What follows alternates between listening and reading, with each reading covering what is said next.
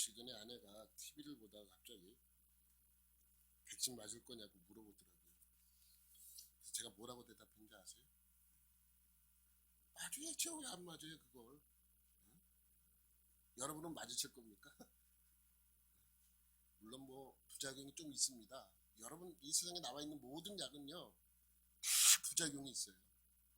그 부작용을 얼마나 줄이느냐가 큰 관건이긴 해도 그래도 부작용으로 나타나는 그 수치보다는 부작용 코로나 걸려서 죽는 수치가 더 높기 때문에 우리에겐 득이 맞는 게 사실 득입니다. 그런데 내가 맞아서 이게 부작용이 나서 이런 염려 때문에 맞느냐 안 맞느냐라고 물어보는 건 괜찮아요.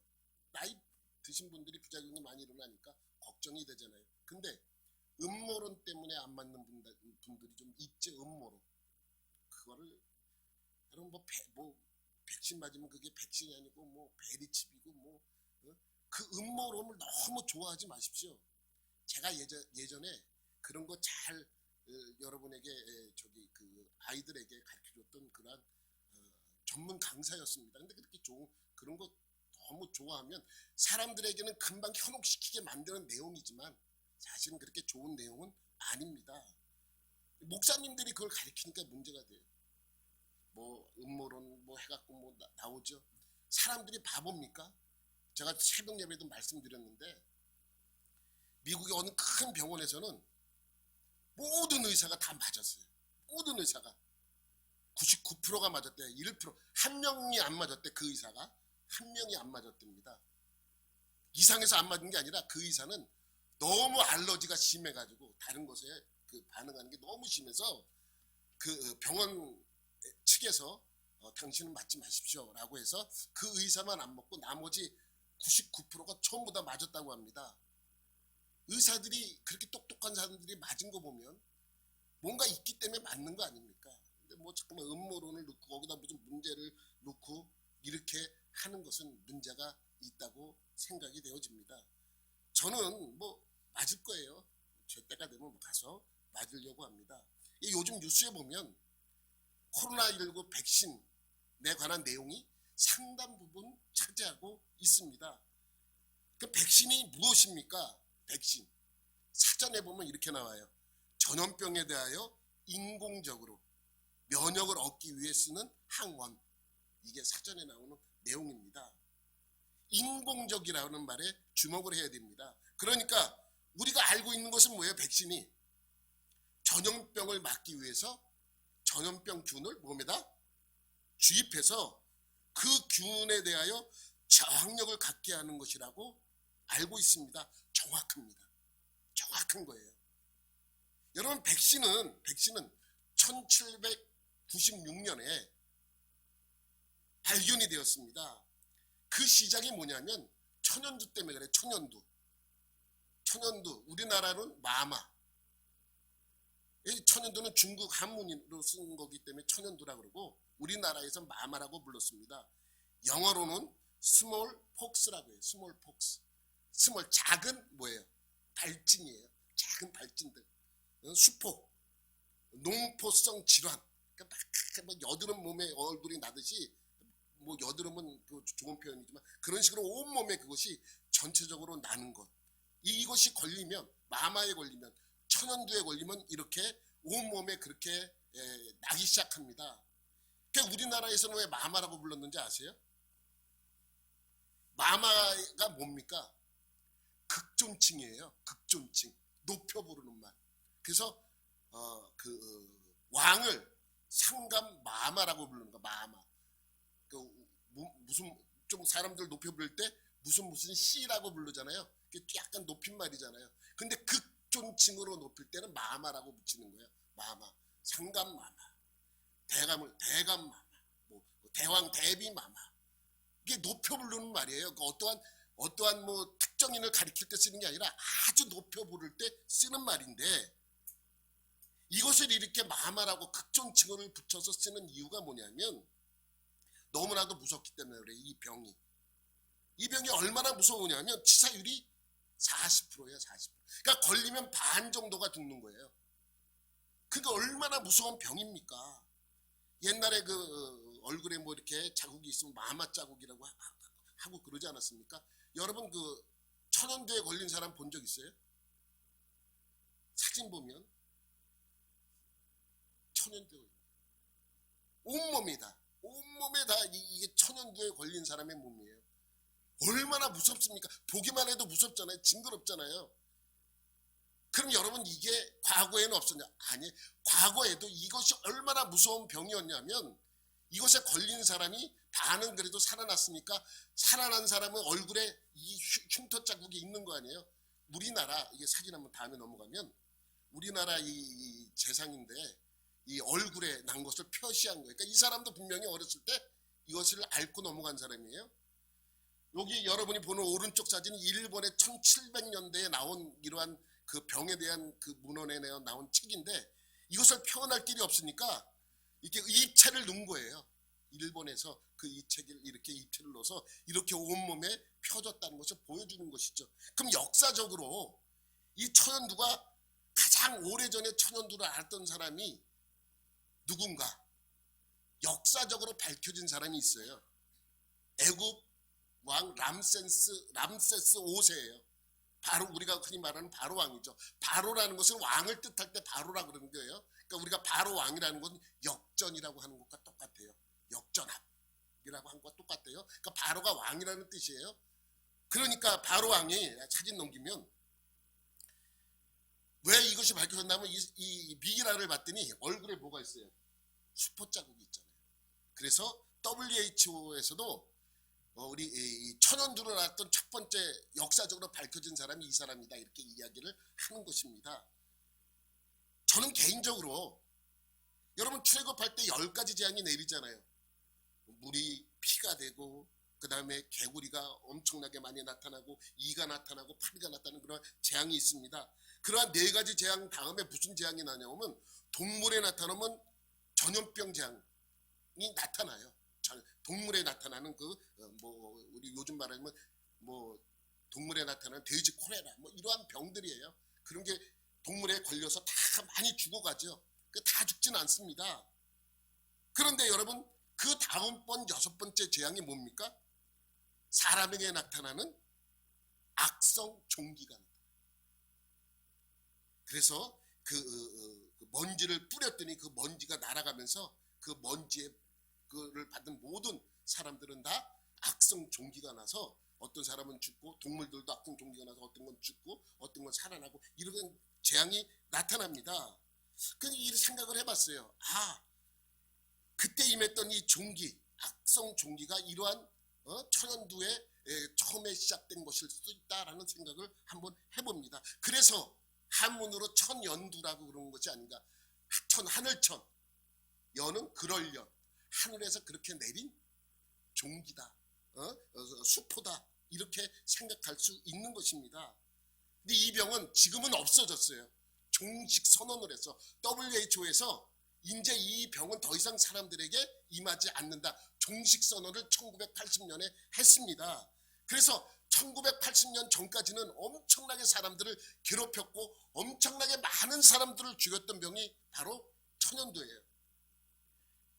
1900년, 그러니까 20세기에 들어서만 이 병으로 죽은 사람이 4만 명이래요. 이 병, 20세기에 들어서만. 한국 전쟁 때에도 이 병으로 죽은 사람이 몇 명인지 아세요? 10,000명이나 죽었답니다. 4만 명에 걸렸고 10,000명이 죽어갔다고 합니다. 무서운 병이에요. 서양에서나 또 우리 나라에서나 이 병은 아주 무서운 병입니다. 사람들이 이렇게 죽어가는 이 엄청난 병을 그냥 놔두겠습니까? 연구하잖아요. 또 사람들은 이 병이 이렇게 생기면 어떻게 하면 이 병을 고칠 수 있을까 연구를 합니다. 열심히 연구를 해보니 이상한 점이 있어요. 이 병을 한번 걸렸던 사람들은 다시 걸리지 않는 거예요. 아, 그렇구나. 이 병이 한번 걸리면 안 걸리는구나. 그래서 생존한 방법이 뭔지 아세요? 인두법이에요. 인두법. 사람의 두, 고름을 짜서 쓰는 방법이에요. 그러니까 이 천연두에 걸린 사람 아까 그 수포가 올라오고 고름이 올라오면 그 고름을 짜내서 어떻게 해요? 일반 사람들에게 주입을 하는 거예요. 효과가 있었겠습니까? 없었겠습니까? 효과가 있었어요. 그런데 부작용이 너무 커. 이 방법을 써도 10% 이상이 죽어가는 거예요. 그러니까 효과는 있었는데 피해도 그만큼 컸다는 것이죠. 그렇지만 효과가 있었기 때문에 이 방법을 사람들은 사용하고 있었습니다. 그러던 중에 1796년 에드워드 제너 박사라는 사람, 이 사람이에요. 이 사람이 넘겨봐봐. 이 사람이 이제 우연찮게 이것을 연구하다 무엇을 발견하냐면 소젖을 짜는 사람에게는 천연두가 걸리지 않는 거예요. 소젖을 짜는 사람에게는.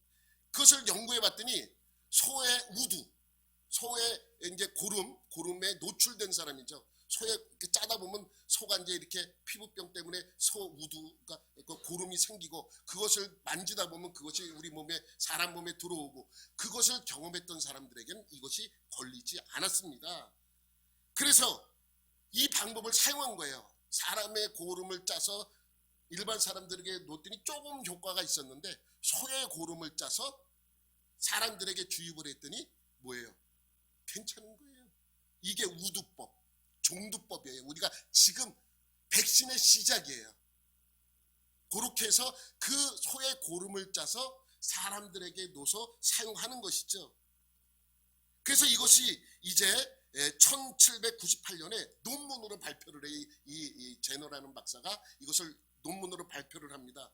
근데 그 당시에는 사람들이 그 지능이라는 것이 지금처럼 높지 않았잖아요. 그게 이 사람들이 생각하기에는 아니 동물의 그 고름을 왜 사람들에게 이물질을 사람들에게 주입한다는 것 자체를 받아들이지 않았습니다.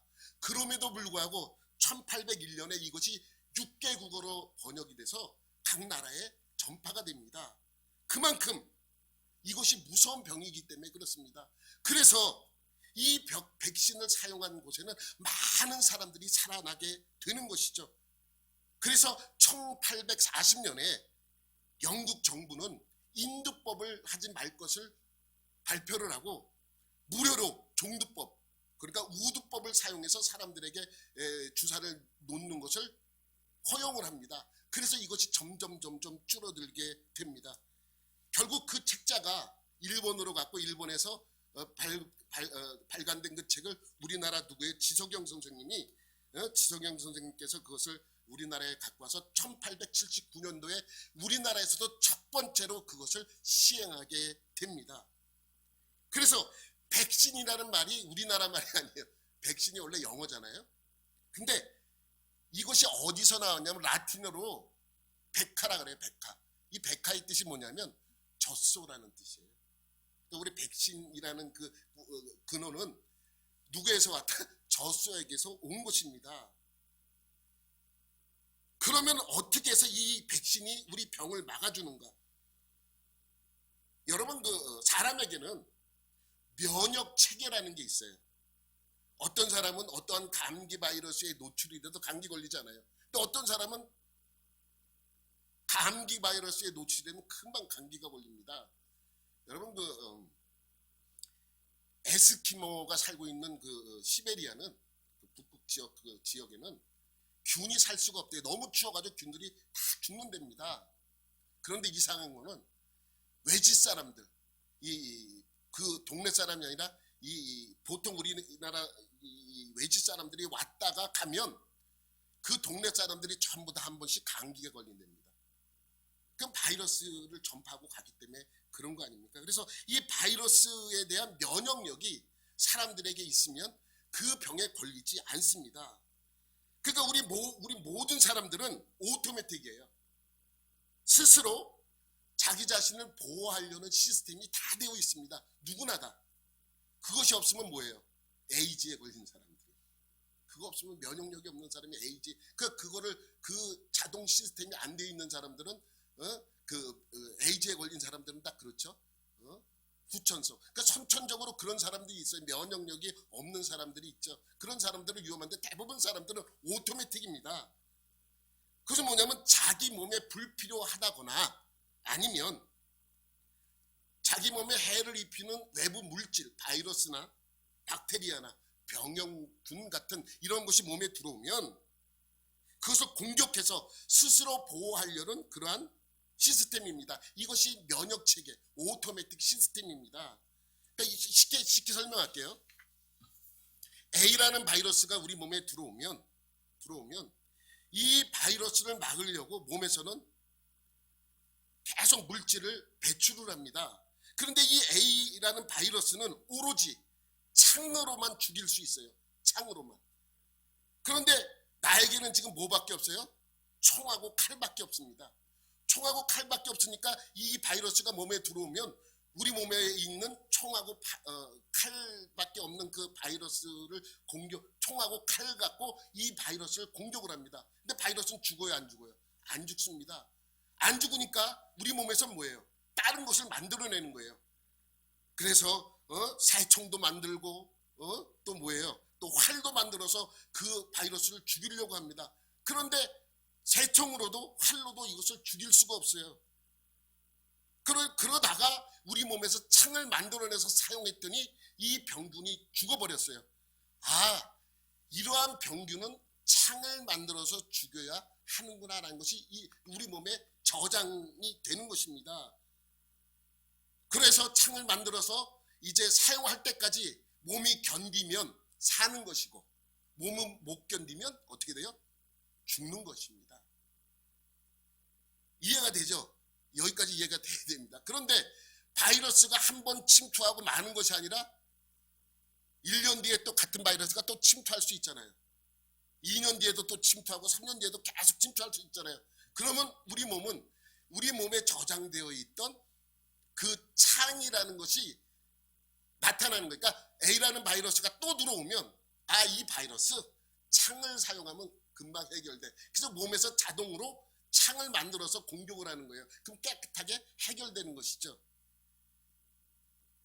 그래서 이 A라는 바이러스는 이러한 것을 공격하면 죽는다는 것을 저장하는 곳이 어딘 줄 아세요? DNA예요. DNA에서 이것을 저장합니다. 이것은 내가 생각해서 여러분에게 말씀드리는 것이 아니라 의사가 설명하는 것을 내가 조금 이렇게 쉽게 여러분에게 풀어서 설명드린 거예요. 의사도 되게 어렵게 설명하더라고요. 그래서 몇 번 들어봤더니 이런 얘기더라고요. 그래서 그 DNA에 그것이 저장되어 있어요. 앞으로는 우리 몸에 A라는 바이러스가 들어오면 DNA에서 창을 빨리 만들어라 라고 우리 몸에 통보를 해주는 것이고 몸에서 창을 만들어서 그것을 대적하는 것입니다. 그런데 여러분 그 뒤에 우리가 백신을 맞게 되면 그 모의 전투를 미리 시키는 거예요. 우리에게 A하고 비슷한 바이러스를 주입을 합니다. 그러면 우리 몸에서 그것을 공격하는 그것을 생성 물질을 만들 때까지 기다리는 거예요. 그래서 어떤 사람은 일찍 만들어내기도 하고 어떤 사람은 늦게 만들어내기도 합니다. 그랬더니 이러한 바이러스는 이 창으로만 죽일 수 있구나 라는 것이 저장을 시켜놓는 거예요. 그런데 A 바이러스하고 유사한 바이러스를 몸에 주입을 하면 또 우리 그 병에 걸리면 어떻게 하느냐? 아닙니다. 그렇게 모의 전투를 할 수 있도록 만드는 것은 증세가 약하게 나타나는 것을 우리 몸에 주입을 하게 되는 것이죠. 그런데 여러분 암 치료가 어려운 이유가 뭐냐면 우리 몸은 오토매틱이라 우리 몸에 무슨 문제가 생기면 스스로 고치려고 하는 그러한 시스템으로 되어 있는데 암은 우리 몸의 세포가 뭐가 되는 거예요? 변이가 되는 거예요. 변이가 돼서 우리 몸에서 곪고 문제가 생기고 아파오는데 우리 몸은 뭐예요? 그것이 외부의 물질, 우리 몸을 해하려고 하는 그런 물질로 인식을 하는 것이 아니라 뭐로 인식을 해요? 이것은 이 사람 몸의 일부다라고 인식을 하는 것입니다. 그래서 고치기가 어려운 거예요. 그래서 고치기가 참 어렵습니다. 그러니까 기존의 백신은 몸에 유사 병균을 주입시켜 면역반을 일으킨 후에 모의 전투를 통해서 진짜 병균이 침투했을 때 그것을 대비하게 만드는 것이죠. 그런데 이번에 나온 백신은 좀 다릅니다. DNA에 저장되어 있고 우리가 저장되어 있도록 우리의 모의 전투를 통해서 그렇게 만드는 것이 아니라 바로 총을 만들라고 명령을 시켜주는 거예요. 그러니까 상당히 진보된 기술이죠. 이것을 무슨 기술이냐 그러면 RNA 기술이라고 해요. 들어보셨죠? 이번에 만드는 백신은 RNA 방식으로 뭐 이렇게 들어보실 거예요. 정확한 표현은 mRNA예요. M은 마이크로 RNA. 이 RNA는 뭐냐면 DNA에서 명령을 내릴 때 명령서예요. 계속 명령서를 내리잖아요. 그런데 이 RNA는 직접적으로 우리 몸에 백신을 투입하는 것은 명령서를 주는 거예요. 뭘 만들어내라고? 창을 만들어내라라고 명령을 하는 것입니다. 그래서 이 기술은 상당히 발전된 기술입니다. 이 기술로 백신을 만든 회사가 두 회사예요. 미국에 있는 두 회사밖에 없어요. 유럽에서 만드는 회사는 이 RNA 방식이 아닙니다. 그러니까 이 RNA 방식이 왜 나왔냐면 원래 30년 전부터 이 방식을 연구를 한 거예요. 왜? 암을 잡기 위해서 계속 연구를 하다가 이것이 아직까지는 완전해지지 않았는데 이번에 이 코로나 때문에 시끄럽고 많은 사람이 죽어가고 어려워지자 이 방법을 집중적으로 더 연구해서 그래서 만들어낸 방식이 이 RNA 방식입니다. 그런데 왜 자꾸만 부작용을 얘기하냐면 만들어낸 다음에 많은 사람들이 사용해서 이 부작용이 뭔가를 알아내야 되는데 그렇게 하지 못했다는 것입니다. 그러니까 완전하진 않지만 그래도 많이 사람들에게 유익을 줄 수 있으니까 이것이 발표가 된 거예요. 그러니까 지금까지의 백신하고 이번에 나온 백신은 전혀 다른 상황의 그 바이러스 백신이라는 것을 우리가 알아야 됩니다. 그런데 아니 지금 우리가 설교 들으러 왔지 백신 얘기를 들으러 왔나? 이렇게 오래 한 이유는 뭐냐면 제목이 뭐예요? 제 백신이잖아요. 백신을 잘 알면 요거 오늘 설교하려는 내용도 쉽게 이해가 됩니다. 설교 다 한 거예요. 왜냐하면 병과 죄는 똑같습니다. 병과 죄. 여러분 우리나라 모든 사람들이 왜 그 바이러스나 이러한 병을 잡으려고 노력합니까? 죽지 않게 하려고. 그런데 이 세상 모든 사람들은 결국 다 뭐예요? 죽습니다. 그 죽는 거는 막지 못해요. 그러니까 김세윤 박사님은 이렇게 얘기합니다. 우리가 늙는 병에 걸렸다. 늙는 병. 늙어가는 거예요. 결국 그 늙는 병은 누구나 막을 수가 없어요. 100년 전으로 해서 모든 사람들은 그 병에 걸려서 다 죽게 되는 거예요. 그 병의 유효기간은 100년 전후라는 것이죠. 좀 더 살면 100년 좀 더 사는 거고 좀 못 살면 100년 좀 더 못 살게 사는 것이죠. 병에 걸리면 다 죽죠. 똑같습니다. 죄에 걸려도 다 죽습니다. 그런데 병에 걸리면 많은 약을 만들어내고 뭐 백신을 만들어내서 고칠 방법을 만들어냅니다. 죄도 마찬가지입니다. 죄도 고칠 방법이 있습니다. 병에 걸렸을 때 약을 먹고 백신을 맞으면 병에 걸릴 걱정이 사라집니다. 그럼 병에서 해방되는 거예요. 똑같죠? 죄를 지으면 죽어야 하는데 용서함을 받으면 죽음에서 해방될 수 있습니다. 그러니까 죽음에서 자유로워지는 것입니다. 그럼 용서받는 방법은 무엇인가? 죄를 용서하기만 하면 우리는 죽음에서 자유로워지는데 용서받는 방법은 간단합니다. 예수님께서 나를 위해 나의 죄를 위해 십자가에서 피 흘려 죽었다는 사실을 믿는 것입니다. 얼마나 간단합니까? 이게 백신이에요. 죄에 대한 백신. 그러니까 십자가에 흘린 피, 예수의 피는 죄에 대한 백신. 예수님의 피는 치료제이면서 예방약이기도 합니다. 백신을 한번 맞으면 나중에 균이나 바이러스가 들어와도 그것을 이겨낼 수 있습니다. 여러분 백신을 받으면 병에 안 걸리는 게 아니에요. 걸려도 쉽게 끝나는 것이죠. 몸이 그것을 공격해서 끝나버리는 것입니다. 똑같잖아요. 죄가 그렇습니다. 우리가 예수 믿고 용서받으면 죄를 안 짓습니까? 여전히 죄를 짓습니다. 똑같이 죄를 짓잖아요. 그래도 우리는 그 죄가 나를 뭐 한다는 거예요? 지배하지 못한다는 것입니다. 내가 죄를 져도 죄 아래 있는 것이 아니라 은혜 아래 있다는 것을 설명하고 있는 것이죠. 그래서 15절에 이렇게 말씀하고 있습니다. 시작. 그런즉 어찌하리요? 우리가 법 아래에 있지 아니하고 은혜 아래에 있으니 죄를 지으리요? 그럴 수 없느니라.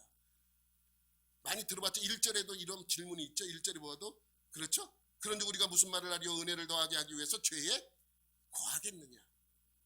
그러니까 6장 1절에는 이런 질문을 2절에 이렇게 대답을 하죠. 그럴 수 없느니라. 15절에도 똑같아요. 15절에도 다시 보면 그런즉 어찌하려 우리가 법 아래에 있지 아니하고 은혜 아래에 있으니 죄를 지으리요? 그럴 수 없느니라. 그러니까 이거는 내가 은혜 아래에 있으니까 죄를 짓지 말아야 된다 이런 의미의 말씀이 아닙니다. 물론 죄를 짓지 말아야 합니다. 그러나 이러한 뜻이 아닙니다. 어떠한 뜻이냐면 이러한 뜻이 있습니다. 이것은 뭐냐면 내가 죄를 져도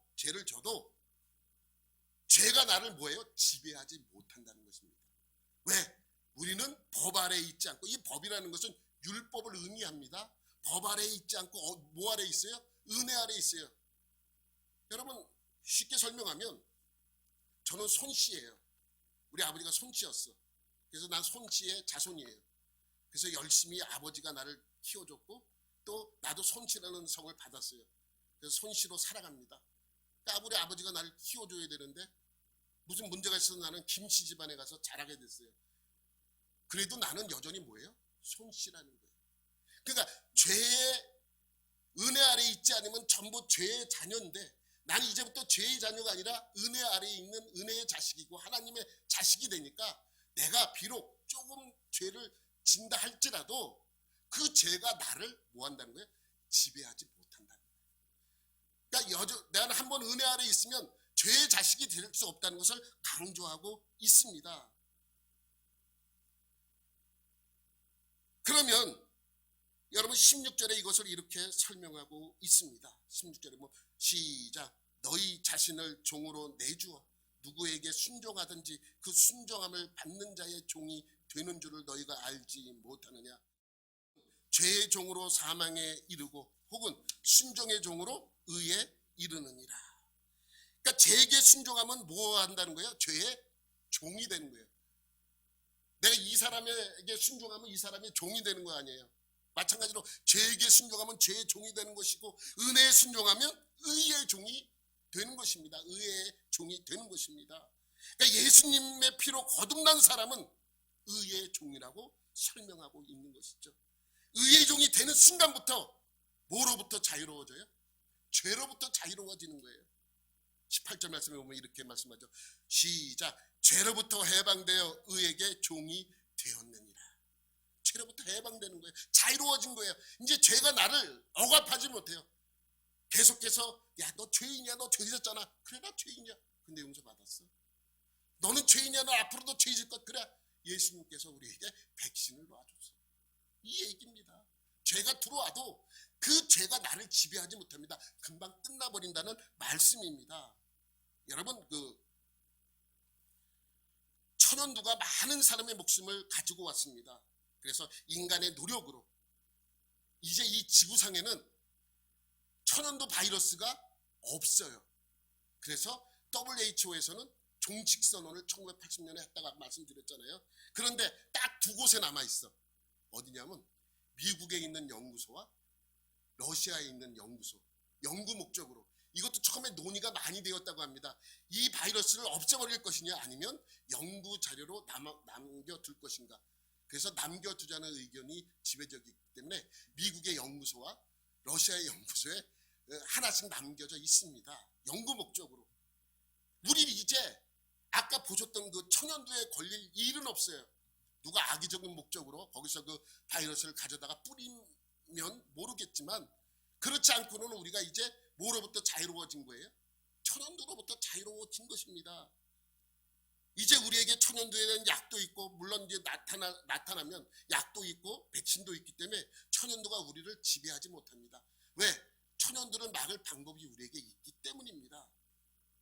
이제 코로나19도 마찬가지죠.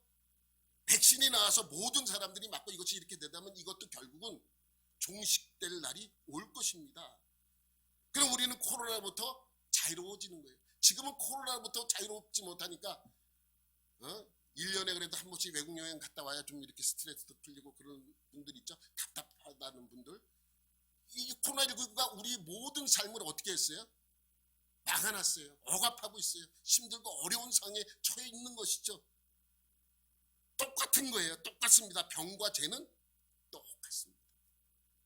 병이 우리를 억압하듯이 죄는 우리를 억압하고 있습니다. 20절 말씀 보면 시작. 너희가 죄의 종이 되었을 때에는 의에 대하여 자유로웠느니라. 그 의와는 상관이 없었다는 것이죠. 하나님 자녀가 아니라 여전히 죄의 자녀로 있을 때에는, 죄의 종으로 있을 때에는 의와 너희는 상관이 없다. 하나님과 너희, 예수님과 너희는 상관이 없다는 것이죠. 마찬가지입니다. 우리가 백신을 맞지 않을 때는 그 병에 노출이 되는 거예요. 자유롭지 않아요. 그러나 백신을 맞는 순간에 그 병으로부터 자유로워지는 것이죠. 죄에 대하여 자유하지 못하면 죽음을 면하지 못하죠. 병으로부터 자유로워지지 못하면 그 사람도 역시 죽음을 면하지 못합니다. 여러분, 우리 모두는 행복을 추구하며 살아갑니다. 그런데 제약 속에서 추구하는 행복은 어떤 것들이 있습니까? 여전히 세상 속에서 죄의 종으로 있을 때는 그 삶이 참 재미있습니다. 그들이 기껏해야 만족해야 하는 삶이 뭐예요? 좋은 차 타고 좋은 옷 입는 것입니다.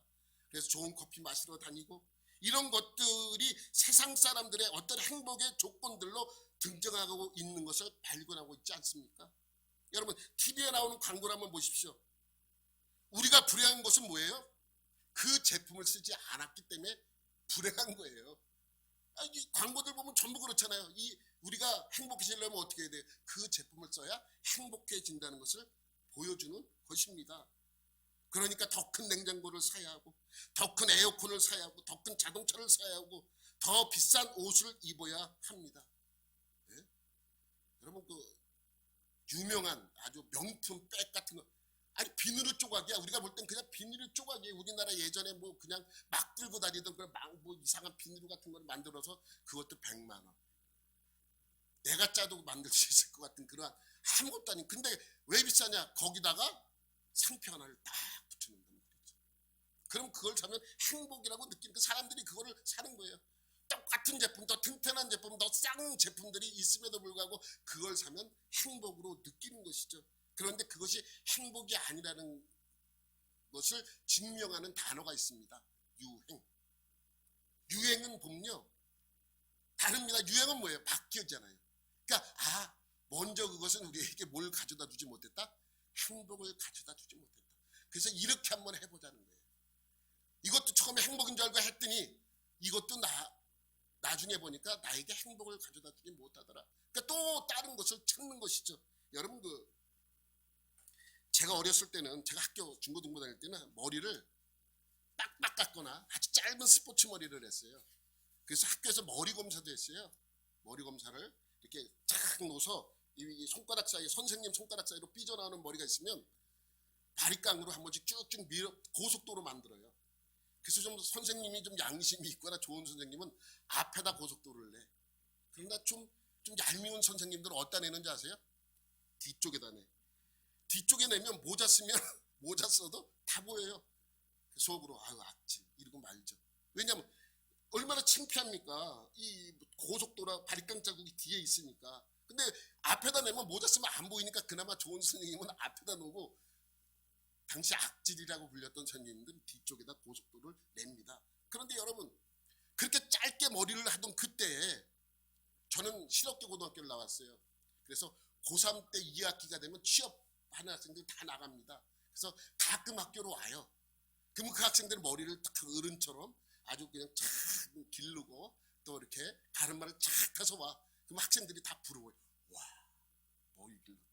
머리 기르는 것이 뭐 대단한 것이라고. 근데 그때는 되게 대단한 일이었습니다. 그럼 되게 대단하죠. 그러니까 고등학교 졸업하면 1년 동안은 다 머리를 안 깎아요. 길게. 왜? 기는 게 좋으니까 다들 그렇게 했어요. 여러분, 그렇게 기르다가 어떤 사람이 빡빡 깎고 나타났어. 그럼 다 놀라죠. 근데 놀라는가 동시에 뭘 느껴요? 야, 저거 멋있다. 저거 하면 행복해지겠다. 그 머리를 다 깎는 거예요. 그러니까 빡빡 깎는 게 유행되잖아요. 누가 TV에서 외국 멋있는 배우가 빡빡 깎고 나왔어. 그럼 되게 멋있게 보여요. 그럼 뭐 우리나라 사람도 뭐예요? 다 쫓아하죠. 그 사람들이 머리 깎는 이유는 뭔지 알아요? 백인들은요, 이 머리 이 결이 두껍지가 습관이 그래서 금방 다 빠져요. 그래서 젊었을 때 머리가 다 없거든요. 그러니까 2대8로 다니기 이상하니까 다 깎는 거예요. 다 깎아버리죠. 근데 우리는 그게 멋있다고 또 머리숱 많은 사람도 어떻게 해요? 다 깎고 다니는 거예요. 유행이에요. 그러니까 다 깎고 다니니까 어떤 사람이 또 기르고 와. 그러면 야 저게 멋있어 보이네. 또 기르죠. 유행이라는 말이 참 여기서 결정이 나는 것입니다. 결국 이 세상의 제약 속에서 얻어지는 모든 것들은 우리에게 참 행복을 가져다 주지 못합니다. 그래서 21절에 이렇게 설명하고 있습니다. 시작. 너희가 그때 무슨 열매를 얻었느냐? 이제는 너희가 그 일을 부끄러워하나니 이는 그 마지막이 사망입니다. 여러분 학교 다닐 때 약간 불량스럽게 옷을 입고 다니면 그 당시에는 여러분 그게 불량스럽게 느껴졌습니까? 멋있게 느껴졌죠. 여학생들도 마찬가지입니다. 치마를 짧게 하기 위해서 우회를 이렇게 만대요. 난 여학생 아니기 때문에 몰라요. 마르면 이 치마가 어떻게 돼요? 올라와요. 그럼 그 당시에는 그게 더 예뻐 보이고 행복해 보였습니다. 근데 지내놓고 보니까 그것이 뭐예요? 옛날에 내가 왜 저랬지? 약간 그런 건들거리며 다니던 그런 것이 후회스러운 마음이 생기기도 합니다. 그것이 왜냐하면 바로 그것 때문이에요. 옛날에 그것들이 사실 다 부끄러운 일이기 때문에 그렇습니다. 그 일은 결국 뭐예요? 마지막은 사망으로 가는 것이기 때문입니다. 똑같은 말씀이 23절에도 다시 한번 이야기하고 있죠. 죄의 싹은 사망이에요. 하나님의 은사는 그리스도 예수 우리 주 안에 있는 영생입니다. 진정한 행복은 영생을 찾는 데 있어요. 코로나19 백신 나온 거 좋죠. 근데 결국 코로나19마저도 결국 뭐예요? 때 되면 다 죽습니다. 늙는 병에 걸렸어요. 늙는 병. 이건 불치병이에요. 누구도 고칠 수 없어요. 누구도 고칠 수 없어. 근데 사람들은 그거 좀 더 연장해 보겠다고 뭐 별 방법을 다 쓰죠. 그러나 결국 그들은 사망이고 우리에게는 영생이 있다는 것이죠. 그런데 우리도 죽죠. 우리 왜 영생 안 하느냐? 여러분 여기서 말하는 영생은 조금 다릅니다. 영원한 생명, 하늘나라에 가서 살 수 있는 영원한 생명입니다. 죄의 삭은 사망이요라고 이 말씀하고 이것은 여러분 그 끝날 심판 뒤에 받는 영원한 사망이 포함되어 있는 것입니다. 여러분 지옥이 어떤 것입니까? 많은 분들이 그렇게 얘기합니다. 꺼지지 않는 불을 얘기하고 뭐 어떤 사람은 죄송합니다. 똥물 얘기하는 분도 있어요. 어떤 사람을 지옥에 갔더니 네가 선택하라 그러더래요. 어떤 불에 갔더니 막 불에서 막 튀겨지는 그러한 모습 보고 어떤 데는 막 못으로 막 온몸 막 계속 찌르고 너무 고통스러운 거예요. 어느 쪽에 갔더니 똥물에 이렇게 목을 내놓고 있더래요. 그 냄새는 나지만 견딜 수 있겠대. 그럼 나 여기 보내주세요 그랬더래. 들어가자마자 그러더래요. 이제부터 100년간 잠수 그러더래요.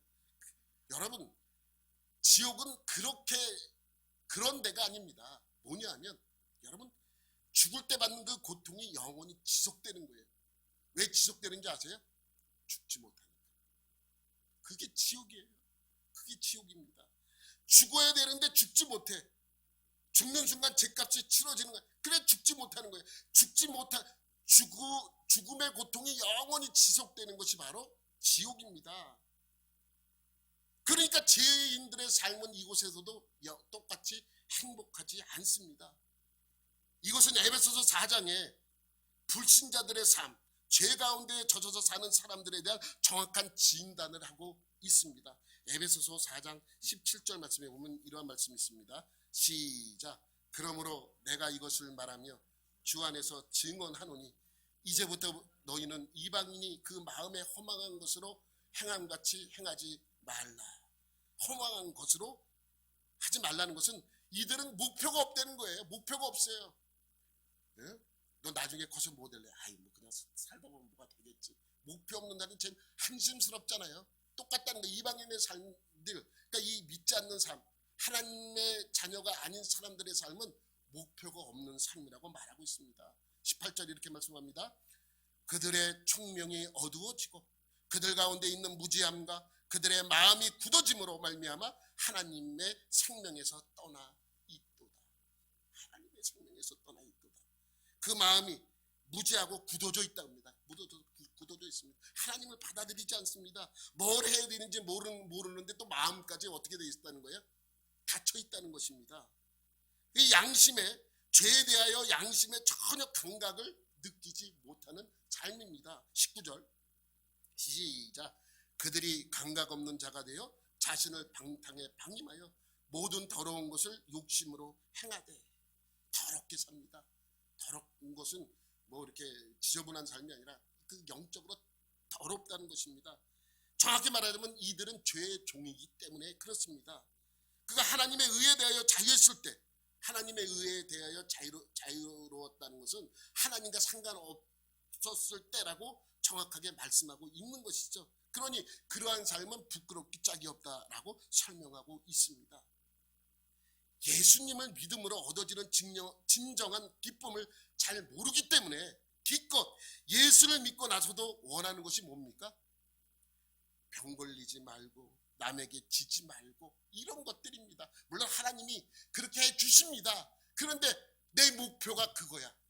내가 예수 믿는 이유가 뭐야? 병 낫기 위해서. 내가 예수 믿는 이유가, 교회 나와서 예배 드리는 이유가 뭐야? 남에게 지지 않기 위해서. 이렇게 생각하지 말라는 것이죠. 이런 세상적인 기준으로서 신학을 자꾸 점검하기 때문에 우리는 거룩해질 용기가 없습니다. 자식이 좋은 학교를 가기 위해서라면 무슨 짓이라도 할 수 있는 그런 처지에 빠져 있는 것입니다. 그것이 얼마나 수치스러운 일인지 모르고 말입니다. 그리스도인들이 되었다는 것은 이 더러움에서 벗어났다는 감격과 기쁨으로 난 다시는 그곳에 가지 않겠다 결심하는 것입니다. 내가 다시는 저 믿지 않는 사람들의 삶으로 돌아가지 않겠다 다짐하는 것입니다. 이런 옛삶에 대해서 사도 바울은 의미심장한 고백을 빌립보서에 하고 있습니다. 빌립보서 3장 4절부터 6절까지 보면 시작. 그러나 나도 육체를 신뢰할 만하며 만일 누구든지 다른 이가 육체를 신뢰할 것이 있는 줄로 생각하면 나는 더욱 그러하리라. 나는 8일 만에 할례를 받고 이스라엘 족속이요 베냐민 지파요 히브리인 중에 히브리인이요 율법으로는 바리새인이요. 넘겨봐. 그렇지. 열심으로는 교회를 박해하고 율법의 의로는 흠이 없는 자라. 이 표현을 잘 보세요. 이때는 어떤 때예요? 아직 예수를 모르고 있을 때.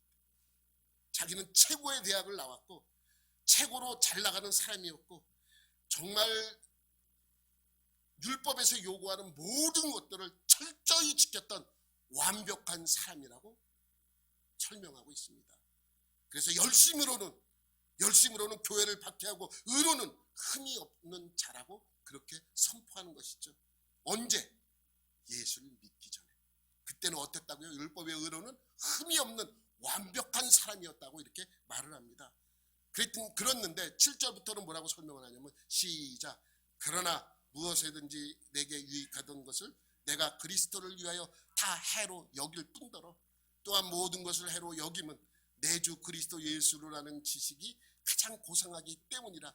내가 그를 위하여 모든 것을 잃어버리고 배설물로 여김은 그리스도를 얻고 넘겨볼까요? 그 안에서 발견되려 함이니 내가 가진 의는 율법에서 난 것이 아니요 오직 그리스도를 믿음으로 말미암은 것이니 곧 믿음으로 하나님께로부터 난 의라. 사도 바울이 예전에 주를 믿기 전에는 어떻게 했다고요? 그렇게 살았던 사람입니다. 세상적으로 잘 나가던 인정받고 최고의 자리에 있던 삶이라고 고백했죠. 그런데 그렇게 완벽했던 사람이 이제 예수를 믿은 뒤에 그 모든 것을 어떻게 여겨요? 그냥 똥으로 여긴다. 그런데 똥으로 여긴다. 그 얘기예요. 다 똥으로 여긴다. 아무 소용이 없다 라고 고백을 하고 있는 것이죠. 이것이 바로 예수를 믿은 후의 삶입니다. 세상 것은 다 그렇고 그런 것이고 다 지나갈 것이고 소용없는 것이고 우리에게 큰 의미가 없다라고 고백하죠. 그러니까 오직 그리스도를 믿음으로 말미암는 모든 믿음이 하나님께서 난 의이고 그것만이 우리를 살릴 수 있는 것이라고 선포하고 있습니다. 하나님께서는 우리를 의와 거룩으로 부르셨습니다. 죄로부터 자유케 하셨습니다. 얼마나 기쁜 일입니까? 힘써 의의 종으로 여러분을 거룩으로 바쳐야 됩니다. 우리가 노력해야 합니다. 그것은 참으로 기쁘고 자랑스럽고 희망찬 것이기 때문입니다. 그러므로 다시 그 더러움과 부끄러움에 돌아가겠다고 말할 수 없다는 결론에 도달을 하게 되는 것입니다. 여러분, 우리는 옛생활로 돌아갈 수 없습니다. 옛생활이라는 것은 뭡니까? 예수 믿기 전의 삶으로 돌아갈 수 없다는 것입니다. 왜? 그것은 더럽고 부끄러운 것이기 때문입니다. 신자는 성경대로 생각하고 비교하고 노력하고 결심함으로 자신에게 채찍질을 하셔야 합니다. 가만히 앉아 있으면 거룩해지지 않습니다. 스스로 노력하고 하나님에게로 가까이 나가고자 하는 그러한 믿음이 우리에게 있어야 한다는 것입니다. 이 거룩과 영광의 길, 의와 거룩의 길, 이 길을 갈 수 있게 된 여러분은 구원 얻은 바 특권들을 날마다 감사하시고 또 스스로 채찍질 하심으로 이 세상과 싸워서 승리하시는 여러분들이 되시길 예수님의 이름으로 축원합니다. 하나님 아버지 감사합니다. 예수 그리스도의 피로 우리는 많은 것들이 변화되고 바뀌고 있습니다. 이러한 사실들을 우리가 깨닫고 예수 그리스도가 우리에게 향한 놀라운 은혜를 경험하고 예수 그리스도를 믿는 믿음의 사람으로 그리스도인으로 온전히 살아가는 우리 모두가 되게 하여 주옵소서. 오늘 하루의 삶도 그러한 삶이 되게 하여 주시길 간절히 원하오며 예수님의 이름으로 기도드립니다. 아멘.